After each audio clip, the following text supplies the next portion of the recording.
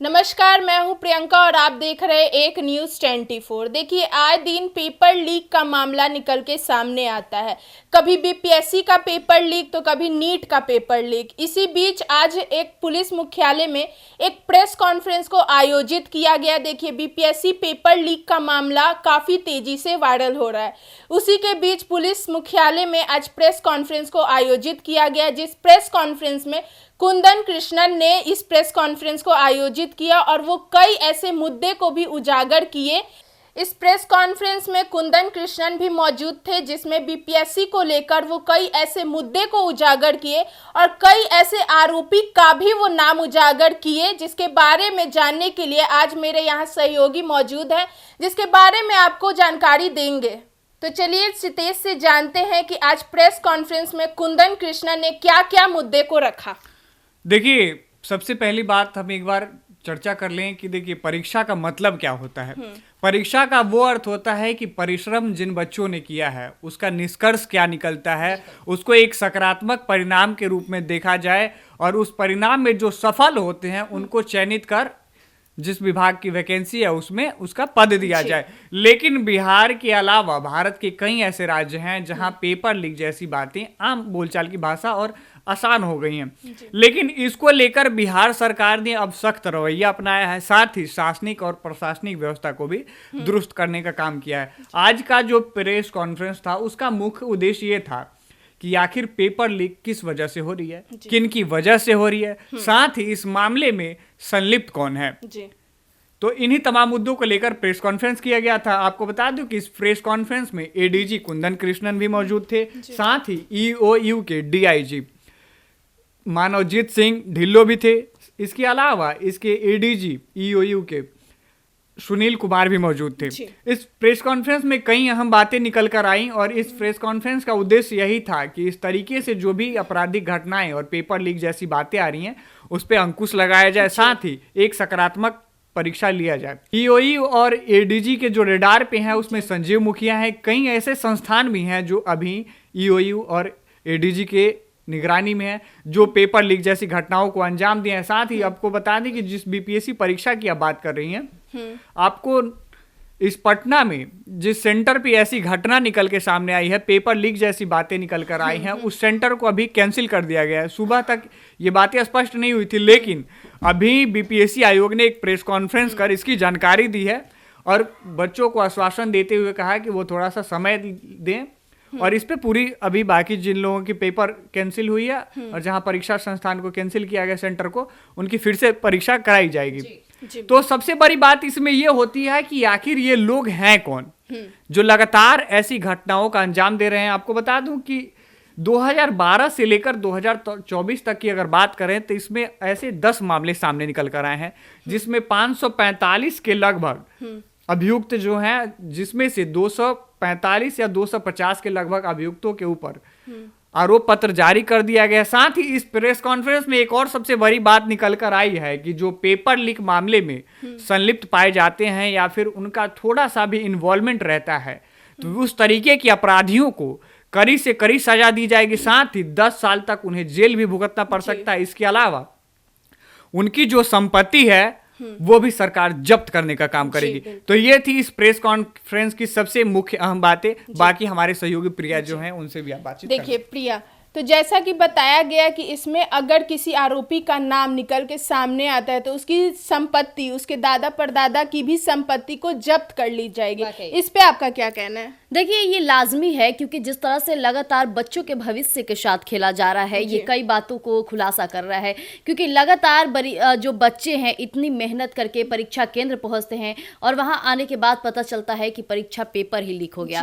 तो आपको बता दें प्रियंका जी कि ये जो पेपर लीक हो रहा है, ये सेल कंपनी बना करके जो परीक्षा केंद्र हैं उसके पेपर को ऑनलाइन लीक कर रहे हैं पेपर को और छात्रों तक पहुंचा रहे हैं, जो कहीं ना कहीं गंभीरता सवाल तो सरकार पर ही उठेगा। क्योंकि सरकार इतनी ढीली दे दी है आजकल ऑनलाइन मीडिया को कि लगातार पेपर लीक होने के मामले कईयों बार सामने आ रहे हैं। इस बीच कहा जाए तो जो परीक्षा केंद्र हैं उनकी भी यानी कि जो नाम है केंद्रित वो किसी और नाम से, उनका संचालक कोई और कर रहा है। तभी तो इस तरह से परीक्षा केंद्र पर लगातार पेपर लीक हो जा रहे हैं, ऑनलाइन माध्यम से बच्चों के पास पेपर आ जा रहे हैं। यानी यहाँ साफ तौर पे जाहिर होता है कि परीक्षा केंद्रों पर धांधली हो रही है।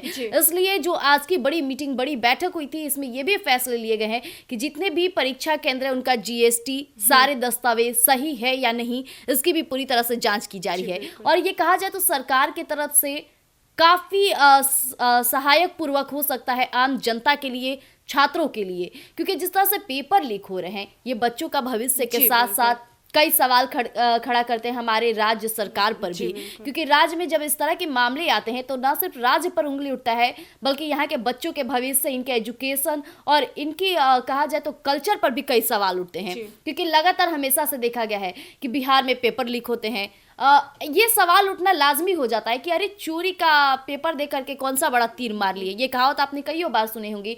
तो अगर इस तरह की घटनाएं लगातार होगी तो हमारे बिहार के बच्चों को ये चीज़ें सुननी पड़ जाएगी, और हम नहीं चाहते हैं, ना ही हमारी सरकार पर ये सवाल उठने लगे कि सरकार यहाँ की कैसी है कि बच्चों के भविष्य के साथ खेलना शुरू कर दिए हैं। लेकिन ये जो पेपर लीक हो रहा है, ये कई कंपनियां इसमें सम्मिलित पाई जा रही है। देखा जाए तो सेल कंपनी जो ऑनलाइन माध्यम से बच्चों का पेपर लीक कर रहे हैं, इसमें काफी बड़ी जांच की जरूरत है, साइबर की भी जरूरत है, क्योंकि साइबर इनको हैक करके सिस्टम को पता करे कि कहां से ये सारे त्रुटि कहां से हो रही है। जी प्रिया, इसमें सबसे बड़ा सवाल ये उठता है कि मान लीजिए जो EOU ने परीक्षा में गड़बड़ी को रोकने के लिए जो संस्था बनाई गई है, तो ये संस्था जो आज इतनी सशक्त एक्शन ले रही है, तो सबसे बड़ा परीक्षा अगर BPSC की बात की जाए तो उससे पहले एक बार इस पे नजर क्यों नहीं डाली गई? जो आज इन सब चीज़ों पे जिक्र किया जा रहा है, जैसे कि मान लीजिए जिन संस्थान में सेंटर पर है उस संस्थान के बारे में पहले GST, उसका सर्टिफिकेशन है कि नहीं, उसके जो मालिक हैं उन पे कई आपराधिक मामले दर्ज हैं कि नहीं, इन तमाम चीज़ों पे जो जिक्र किया गया है, क्या इससे पहले भी इस चीज़ पे जिक्र होना चाहिए था कि नहीं? देखिए, यहाँ सवाल उठता है प्रशासन पर और चेहरे पर भी कि कौन अभी कमान संभाल रहा है। जैसा कि कुंदन कृष्णन काफी एक्टिव और दमदार हैं, जब वो बिहार में एंट्री लेने वाले थे तभी ये सवाल उठना शुरू हो गया था कि कुंदन कृष्णन जरूर कुछ नया करेंगे। लेकिन देख लीजिए कि BPSC पेपर लीक हो गया और कुंदन कृष्णन किस तरह से टीम की बड़ी मीटिंग करते हैं और बड़ी मीटिंग में बड़ी बड़ी बातें करते हैं। यानी प्रशासन अगर मजबूत रहेगी सितेश जी, तो अपने आप इस तरह के विरोधी दल अपने आप चुप्पी साथ बैठ जाएंगे, और धीरे धीरे ये जो लगातार पेपर दौर और लीक का मामले, अन्याय के मामले सामने आ रहे, ये भी आना बंद हो जाएगा। यानी यहाँ को सख्ती के साथ कोई पेश आएगा तो वो होगी हमारी प्रशासन, कौन जांच में है,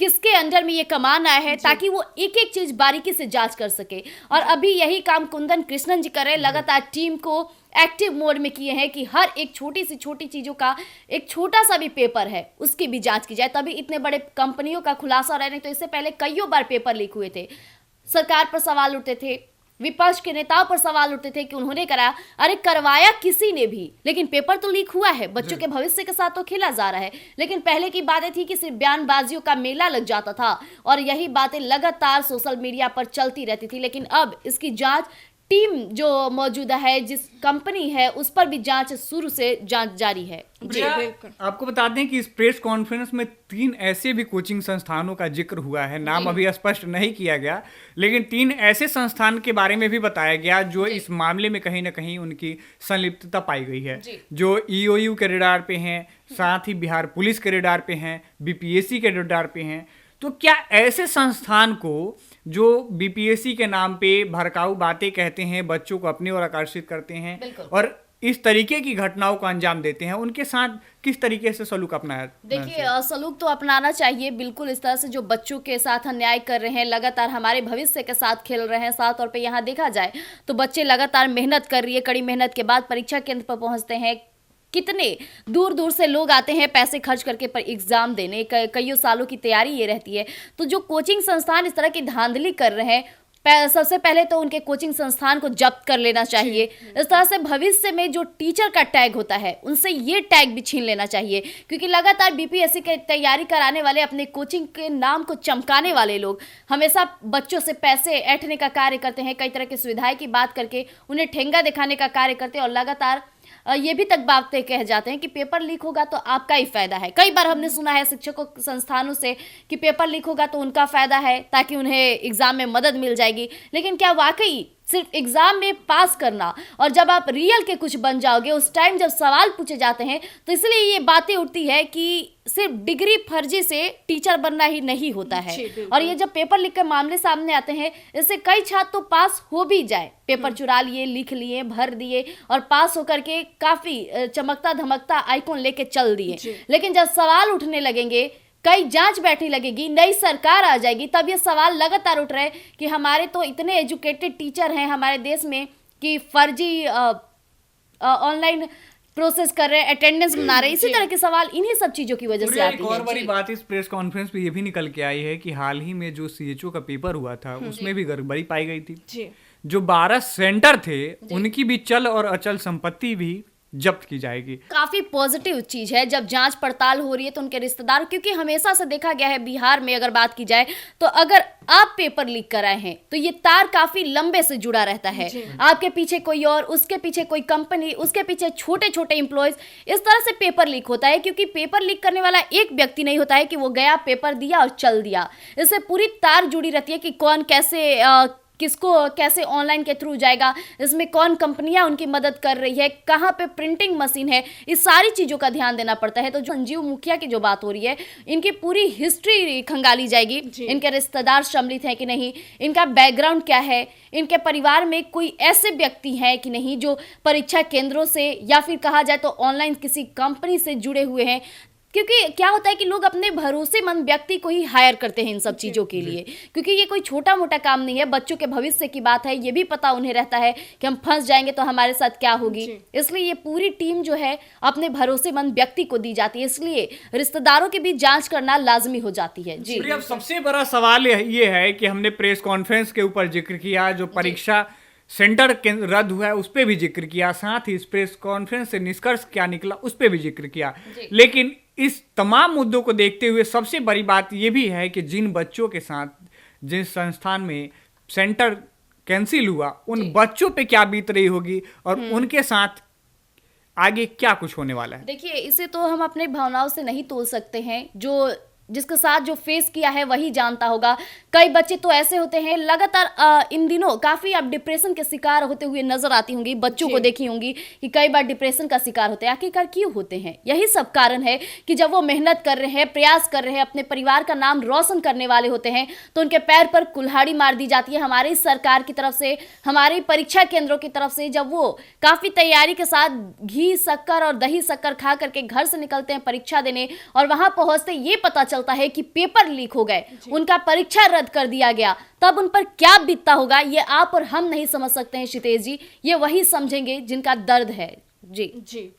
तो जैसा कि आपने सुना कि आज प्रेस कॉन्फ्रेंस में कुंदन कृष्णन ने कई ऐसे बयान को उजागर किया और कई ऐसे नाम को भी टारगेट किया जा रहा है। जैसे कि आपने मेरे सहयोगी के मुंह से सुना ही होगा कि संजीव मुखिया काफ़ी ज़्यादा इस वक्त टारगेट है, क्योंकि सीएचओ पेपर लीक परीक्षा मामले में संजीव मुखिया का नाम काफ़ी ज़्यादा ट्रेंड पे चल रहा था, वो काफ़ी ज़्यादा टारगेट हो रहे थे और उसी के साथ उनकी संपत्ति को भी जब्त कर ली जा रही है।